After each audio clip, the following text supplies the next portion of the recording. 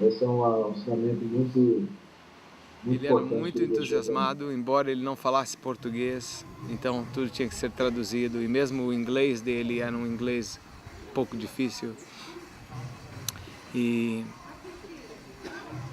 eu lembro que nós não tínhamos limite de quanto tempo você pode ficar na rua distribuindo livros.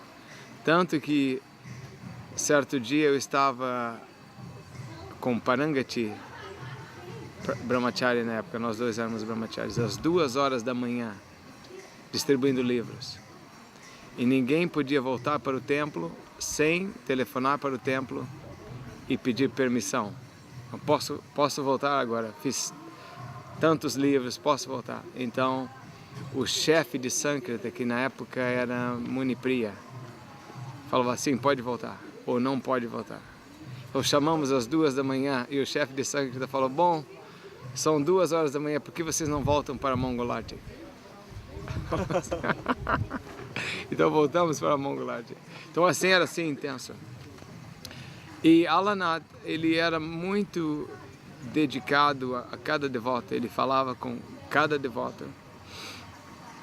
Eu lembro que ele ia várias vezes por dia numa Kombi do templo, uma van, junto com Munipriya e Vishwavandya, e levavam prashad, e ele pessoalmente estava lá e pregava, e entusiasmava e perguntava qual era o resultado. Ele era muito envolvido nas atividades do dia a dia, a cada momento. E eu pessoalmente sempre fui amigo dele, sempre tivemos uma ótima relação.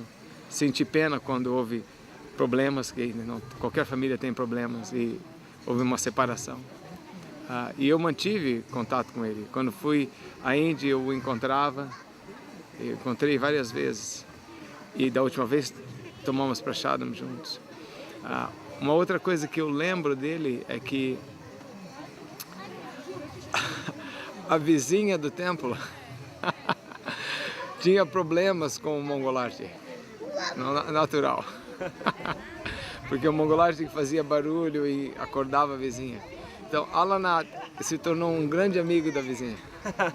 Então ele ia, lembro que ele ia na frente da casa dela, ela saía, eles conversavam. Agora nessa época ele já falava um pouco de português.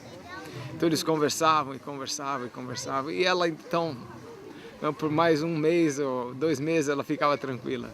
Aí novamente ela reclamava, então ele ia e conversava, ele dava alguma prachada e ele sorria, e mais uns 2 meses tudo estava bem. Então ele era muito esperto, assim. Outra coisa que eu lembro, que houve um grande festival de rock and roll, em Camboriú, na Santa Catarina, se não me engano. Santa Catarina ou Paraná. E Alanata enviou para esse festival, para fazer Sankirtan, Durasada, que era o chefe de Sankirtan desse grupo, Gokulotsava e eu. E vendíamos discos, o templo Radha Krishna, tem o Govinda, Maripuja. E estávamos vendendo muito bem por uma semana. Então Durasada telefonou para Alanata, tem esse grande festival de rock and roll. Fomos só para distribuir livros, mas aí havia esse festival. Então Alanata disse que ele vinha com uma perua cheia de devotos. Então eu lembro que ele chegou e um dia, eu não lembro, aconteceu alguma coisa errada. Ou dormimos muito tarde, alguma coisa, não lembro os detalhes. Mas ele falou que Maya nos atacou muito fortemente. Agora temos que atacar Maya muito fortemente. Então temos que ir à rua distribuir mais livros hoje. Eu acho que dormimos muito. Acordamos muito tarde. Aí fomos, distribuímos muitos livros, aí teve o festival. Ele era bem... como se fala em português? Assim, engaged, era bem... atuava muito junto com os devotos. E depois teve Nova Gokula. Alanata, um devoto, que eu não lembro o nome agora. Obrigado. Obrigado, Beto. Você quer caixinha? Um devoto que eu não lembro o nome, e eu saímos para procurar fazendas pelo Vale do Paraíba, essa área. Então, o primeiro dia eu lembro que chegamos em Pinda, e nós três na rua, e uma pessoa veio tentando falar inglês com a Lanata. Ele viu que esse pessoal não são daqui de Pinda. Então a Lanata disse que estamos procurando uma fazenda. Ele falou, ah, tem uma imobiliária aqui, amigo meu. Fomos lá. E o dia inteiro procuramos fazendas. Mas não havia nada que gostávamos. Nada. Então no outro dia, a Lanata disse que, Lilananda, para poupar tempo, hoje você vai para esse lado da Dutra, que é esse lado aqui. E eu vou para o outro lado da Dutra. E no final do dia nós nos encontramos. Aí, tá bom. Então eu fui com uma imobiliária, ele foi com outra. E eu vi várias terras, aí vi Nova Gokula. E ele também viu várias terras. Aí quando nos encontramos à noite, ele falou, encontrei uma terra muito boa. Essa terra tem lago, tem eletricidade, tem um curral, tem vacas. E eu pensei comigo, eu nem vou falar da minha terra, porque minha terra não tem eletricidade, nem vou falar. Eu falei para ele, eu acho que é melhor que vamos novamente ver a sua terra. Não, mas eu quero olhar a terra que você encontrou. Não, só para ver. Aí quando viemos aqui, ele gostou muito da terra. Falou, não, essa terra é melhor. Vamos ficar com essa terra. Mas ele era e a Lanata era muito austero. Ele não gostava de gastar dinheiro. Eu lembro que nessa viagem, ao invés de ficar num hotel, como era de se esperar, nós estamos viajando, não, a gente dormíamos no carro.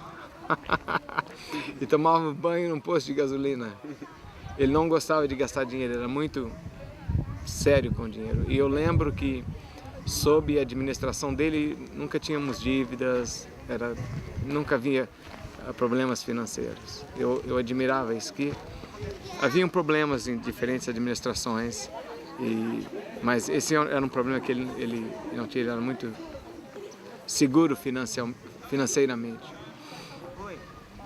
E ele também tinha um humor alegre, ele era sempre alegre, fazendo piadas, não. Uma época em que muitos jovens ainda não eram adultos, não tinha maioridade, né? Eles vinham atraídos para o movimento morar dentro do templo. E os pais não gostavam. Então, volta e meia, a polícia estava lá, por queixa dos pais. E um desses dias a polícia foi e pegou todo mundo que fosse estrangeiro. E aí levou, tinha mais de 100 devotos argentinos e Maharaj, que era alemão, e o Hridayananda Maharaj estava lá também, que ele era americano. E todos foram levados para... também tinha o Mahavira, que é canadense, todos foram levados presos.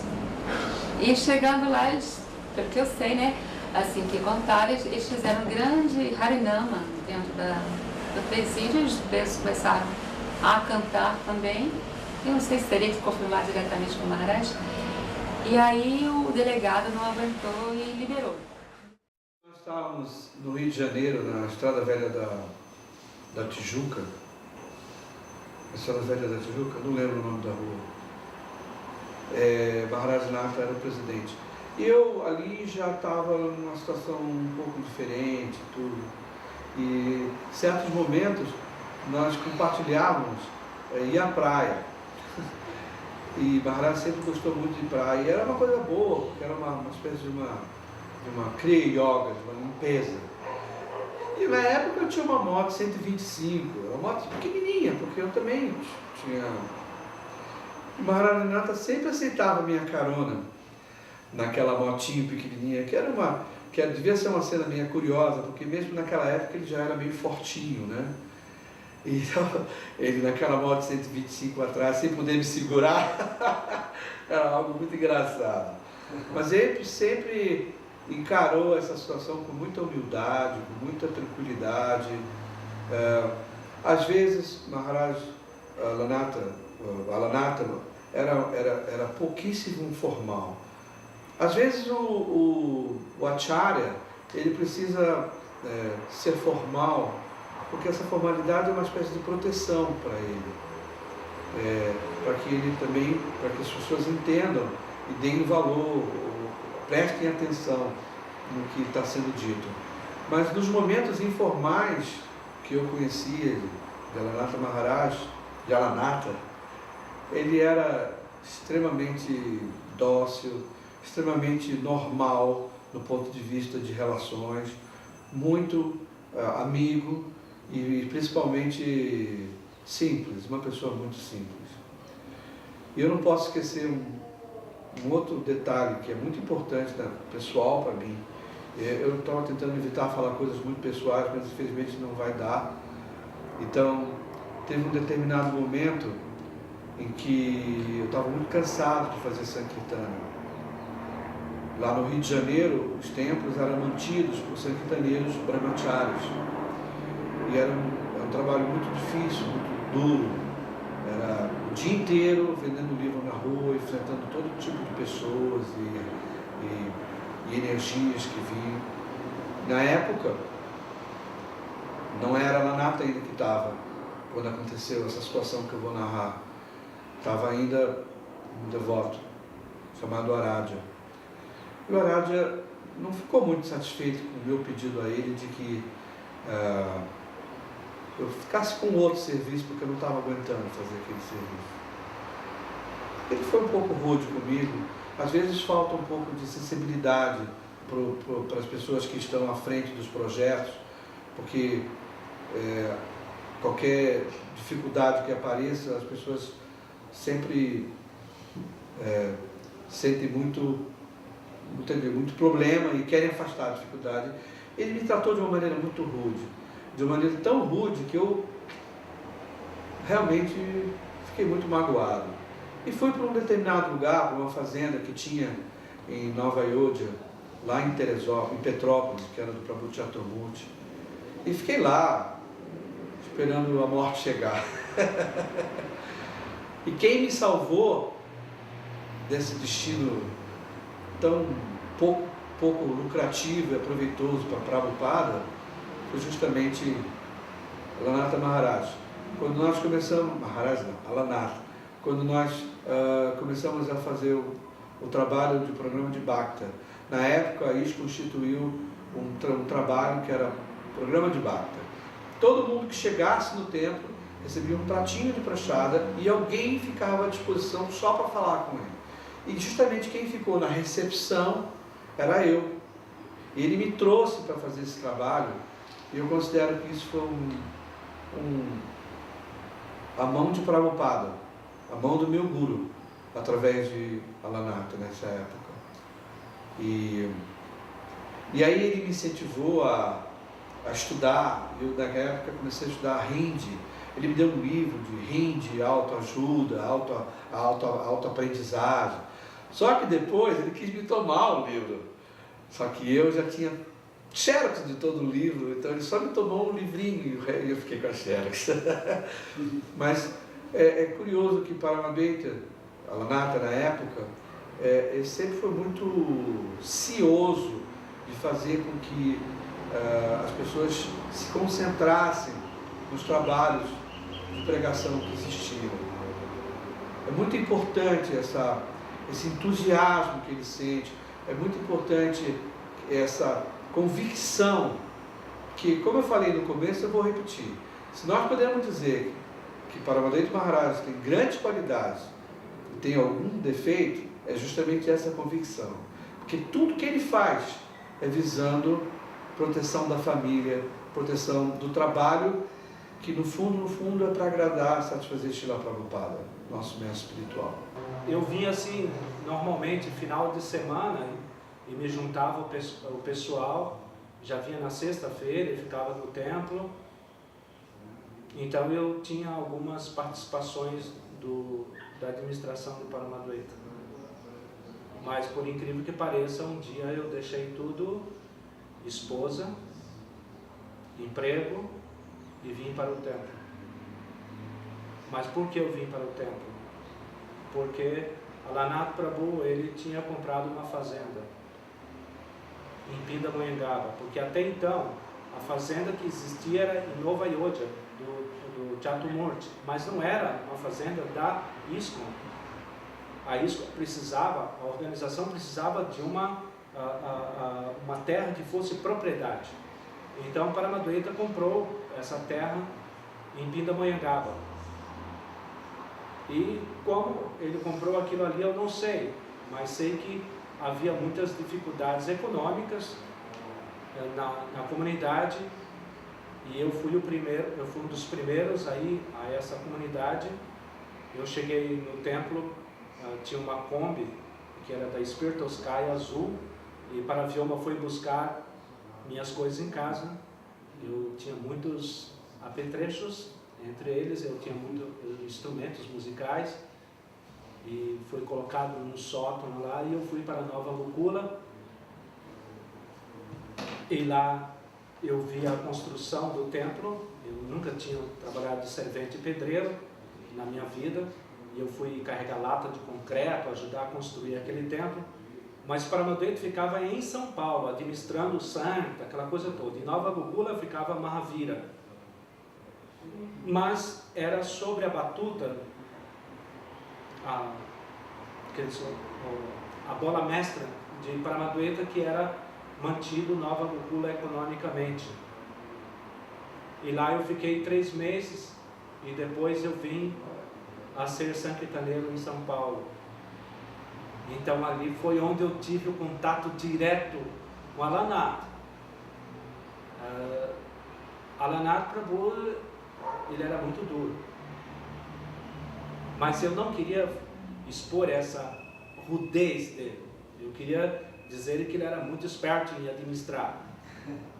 Mas eu vi você falando, perguntando para Prabhu de um passatempo, depois eu falo para você de um passatempo meu dele, não de rudez, mas que ele tinha esse lado durão dele, mas ao mesmo tempo ele sabia satisfazer muito bem a gente. Então ali ele era o presidente do templo na Pandyaka Loja, e eu era do grupo de Nova Gokula. Então tinha eu e Jambavan, 2 Bhakta, que Jambavan depois se tornou Jambavan Swami. Bhakta João, que era eu, e Bhakta José. Nós éramos os únicos santaneiros de Nova Gokula, que coletava para Nova Gokula. E como Paramaduita, ele era, digamos assim, o líder administrativo, ele não só cuidava dos devotos de São Paulo, mas ele tinha olhos de águia constante em mim, em Bhakta José, cota. Ninguém podia chegar ao templo sem a cota. E quem chegava sem a cota, no outro dia comia arroz só. Mas isso não era feito, digamos assim, de uma forma truculenta, de uma forma abusiva. Era feito dentro do espírito, digamos assim, como se diz assim, um espírito descontraído. Então eu fiquei com ele, acho que em torno de 2 anos, nesse trabalho de distribuir livros. Minha cota era 400 livros. Era 4 caixas de livros. Não podia voltar sem as 4 caixas de livros distribuídas, que era a perfeição da yoga. Mas um dia chegou um devoto americano chamado Yogesh Chandra, e foi criado um ticket, assim, refeição, picotado em 3, e para a gente distribuir isso no ônibus, e as pessoas que levassem o ticket ganhavam um livro. Então quem não queria receber um ticket de refeição e ganhar um livro? Porque os devotos faziam sangue, então o senhor fez sangue com esse cupom? Fizemos. Esse era cupom para, na fase de coleta da maratona, né, para aquisição de Nova Gokula. A gente tinha esse cupom e tinha um programa no templo, as pessoas vinham, compravam, né? E esse cupom nos ônibus, a gente vendia nos ônibus, e tinha um restaurante no templo que funcionava para atender ao meio-dia, né? E esse foi um dos programas, né? Eu também fui pessoalmente chefe de santa na época em que nós adquirimos Nova Gokula, e havia vários tipos de programas de pregação, né? E a compra de Nova Gokula foi um projeto assim encabeçado por Paramaduita Swami, né? na época era Nath Brahmachari, e que havia 3 frentes de atuação.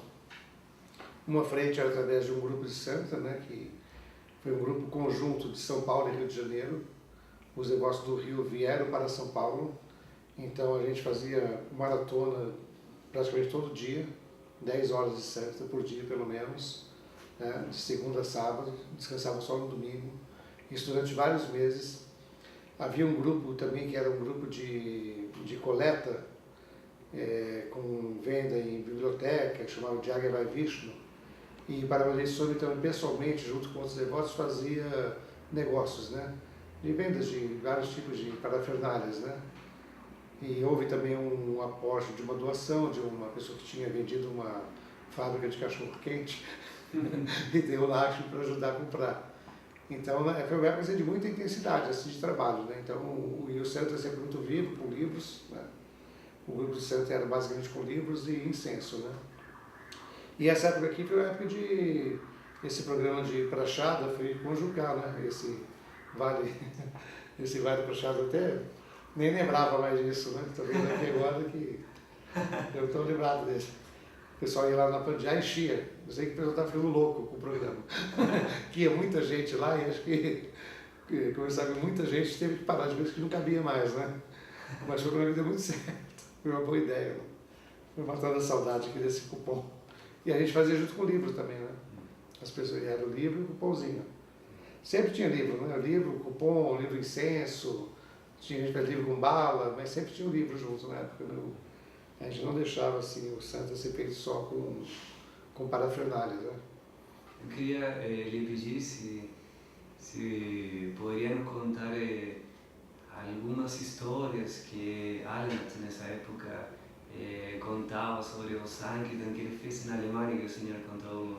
É uma história engraçada que o Sankirtan, na época de Prabhupada estava aqui presente, né, sempre tinha muita competição, né? Entre templos, entre os devotos também, a Carta Mundial.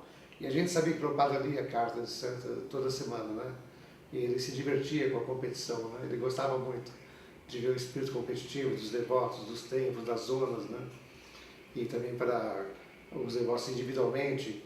Então eu lembro que para o Swami ele me contou a história que ele tinha um devoto que também viveu aqui na América Latina, né? Maharama, devoto alemão, né? E eles faziam santo juntos, eram brahmacharis, né?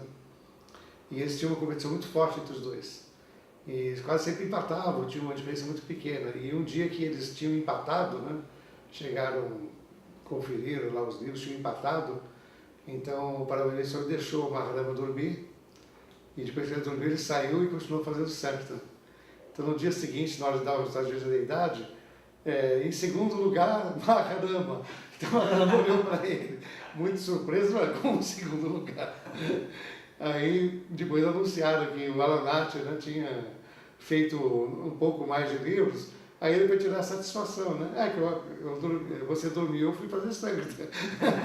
Então, era tudo assim muito competitivo, né? Então, essa história marcou muito, assim, né? Como que era esse espírito, né? E os devotos faziam isso pelo prazer. Fez um programa de distribuição de livros, de distribuição de alimentos em asilos e orfanatos, né? Ele criou um programa no qual nós íamos para asilos, orfanatos, instituições de caridade, cantar e distribuir prachada, né? Ele que idealizou esse programa que até hoje, de vez em quando, nós fazemos, né? Distribuir prachada em lugares carentes, para pessoas em orfanatos e asilos, conseguir assinaturas, né, das pessoas, agradecendo. Então, um programa que foi ele que organizou e eu liderava esse programa. E ao lembrar Guru Maharaj, quando ele era Alanat, e ver a vida que ele tem logrado até agora, o que o senhor pensa? Bom, eu acho que ele está no caminho, né, que Krishna colocou ele. É uma pessoa sincera, uma pessoa dedicada ao que ele faz, né, e devoto de Krishna, né. Eu respeito, né, embora não esteja na ISKCON, mas eu respeito o serviço dele.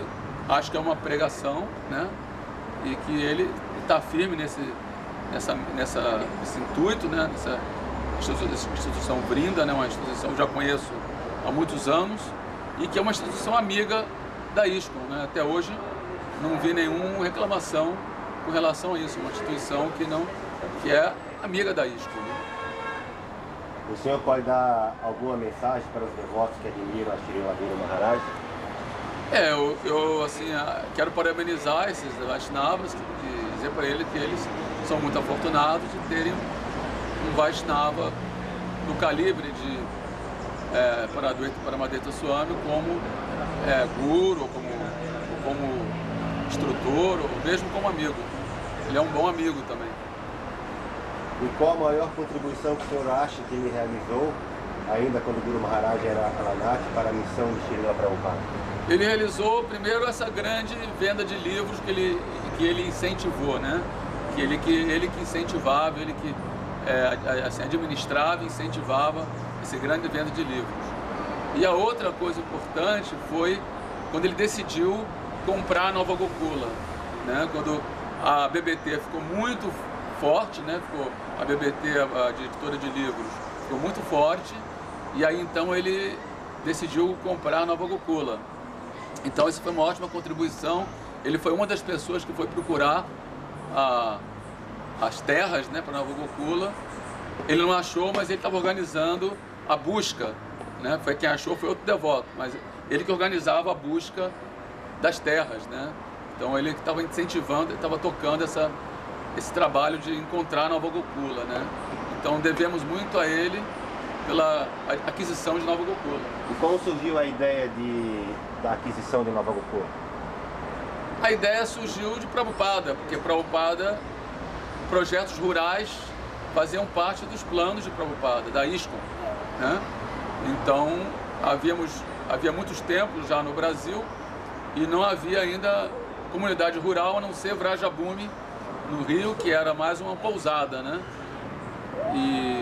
E havia Nova Ayodhya, que era uma fazenda que não pertencia a ISKCON, estava apenas emprestada, né? Era assim, um contrato de comodato, não era da ISKCON. Então, seguindo a instrução de Prabhupada de que deveríamos ter comunidades rurais, né? Onde os devotos pudessem, na prática, demonstrar os princípios da consciência de Krishna, os princípios védicos, né? De como viver uma vida simples, com pensamento elevado, né? Então, baseado nessas instruções, foi que essa ideia surgiu de adquirir Nova Gokula. Né? Eu lembro que também na época, eu me lembro de alguns trabalhos de pregação que eu fiz com ele no Rio de Janeiro, não? Eu posso contar um passatempo, né? Espero que ele não fique bravo comigo por causa desse passatempo. Mas... Uma vez, um devoto brasileiro, um grande intelectual brasileiro, foi um dos grandes cérebros do movimento tropicalista, que é o grande Rogério Duarte, não sei se eu falo no Rogério Duarte.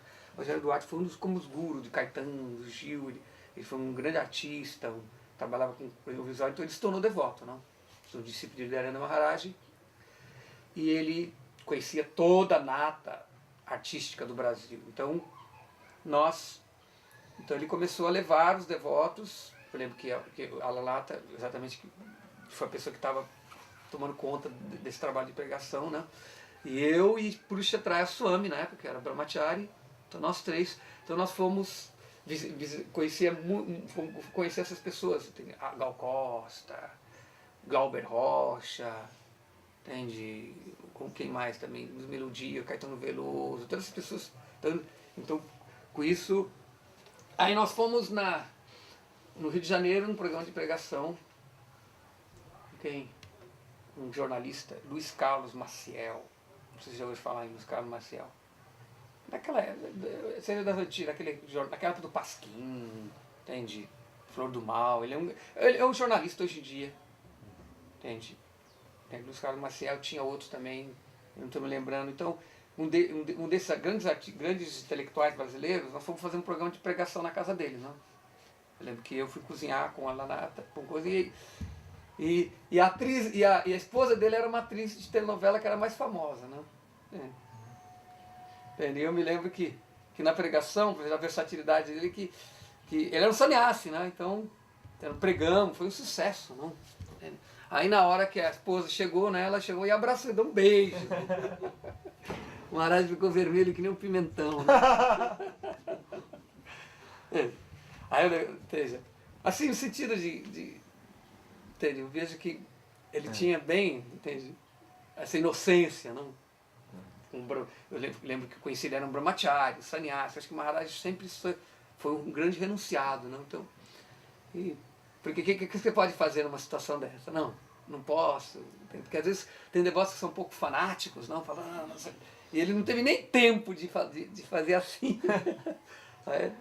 Eu me lembro disso, né? Uma das coisas assim que eu achei muito bonito no lado humano dele, né? Entende? Ele realmente manteve o movimento unido, entendeu?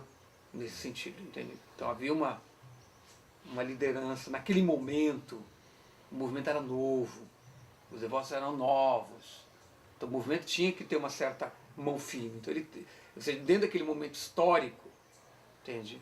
O movimento estava muito bem organizado e o movimento era próspero, tá entendendo? Então, na verdade, a fase que ele estava na liderança, o movimento era próspero, tá entendendo? Talvez, entende?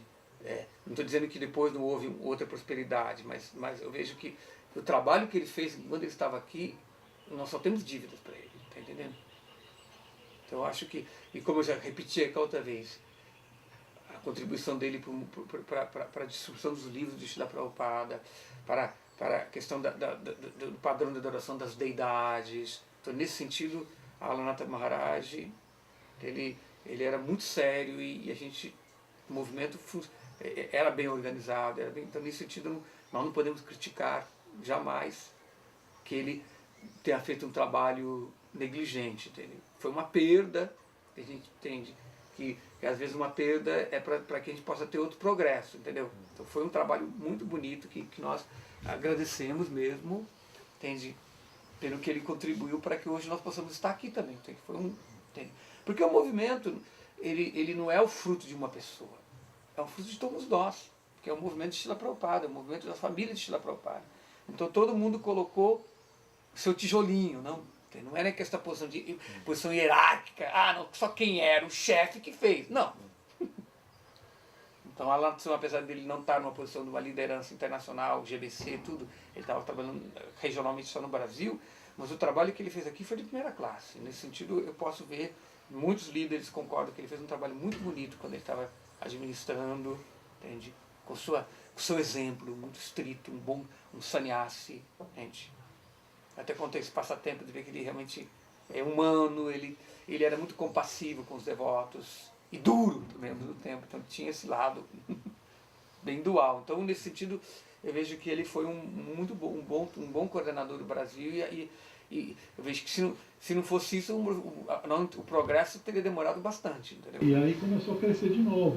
No ano de 77 foi crescendo de novo, para poder de novo ter... para começar a ver o planejamento para a compra da fazenda e tudo mais. Então tudo isso foi um trabalho muito forte, muito bem planejado, com muita potência da parte de Alanatha. Eu acho que o Brasil tem muito a dever com isso. Né? E depois se concretizou mais forte na compra, realmente, quando conseguiu comprar a fazenda em maio de 78. Compramos a fazenda e ele fez todo um esquema para fazer o pagamento da fazenda, então da construção do templo e tudo mais. Ele pediu ajuda do Mahavira Prabhu, que veio de Brasília, fez toda uma agitação, enfim, foi toda uma festa para fazer a fazenda. No final, na época da inauguração da fazenda, a Alanatha toma sannyas, né? Tomou a iniciação de sannyas logo naquela época. Então, esse foram 2 anos, né? 2 anos, meio de 76, 77, 72 anos de uma atividade intensa, uma atividade muito intensa. Depois, no ano 79, não sei se vocês sabem, mas ele voltou da Índia muito doente. Ele pegou hepatites, e ele já não conseguia fazer mais nada.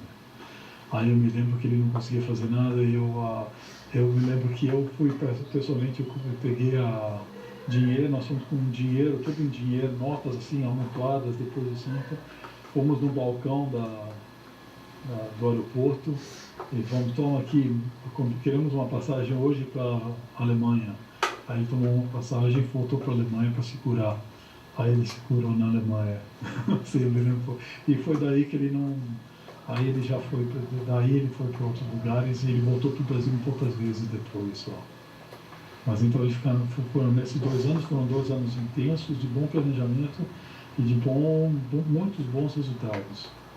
O Brasil ficou pequeno, acho que a cabeça dele é muito mais, né? E também realizações próprias, né? Realizações pessoais que o Brasil, como que ele está precisando expandir mais e pregar mais, né? Então, aí ele foi já depois tomou sannyasi, já depois já não nos encontramos, por aí já não temos tanto contato. Porém, a postura que ele assumiu foi muito madura.